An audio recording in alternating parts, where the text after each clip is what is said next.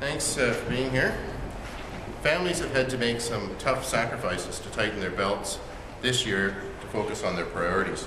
They expect the Premier to make the same tough choices. Instead, they see Dalton McGuinty with no plan to rein in reckless spending that has sunk Ontario into historic levels of debt. Ontario is a have-not province, and the Premier is now pushing us down the road to have-not households.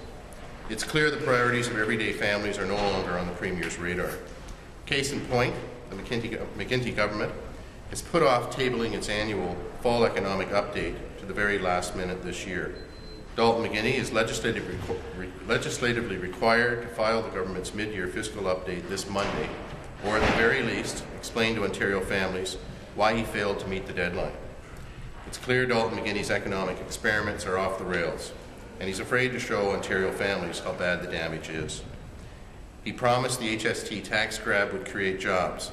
Instead, we've seen 41,000 private sector jobs lost in the first 4 months alone.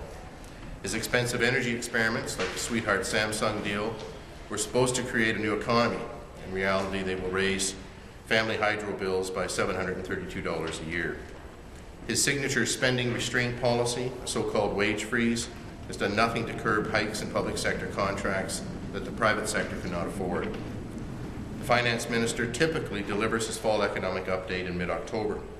One can only imagine it's because of his failed tax policies, failed energy policies, and failed spending restraint policies that is causing the delay this year. Today, the Ontario PCs are calling on Dalton McGuinty to stop the delays and the excuses and table the 2010 fall economic update on Monday, as he is required to do so. Ontario families deserve to know what the McGuinty government is doing to rein in spending and bring down the deficit and debt.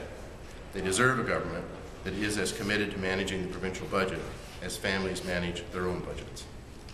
Now, if you take any questions.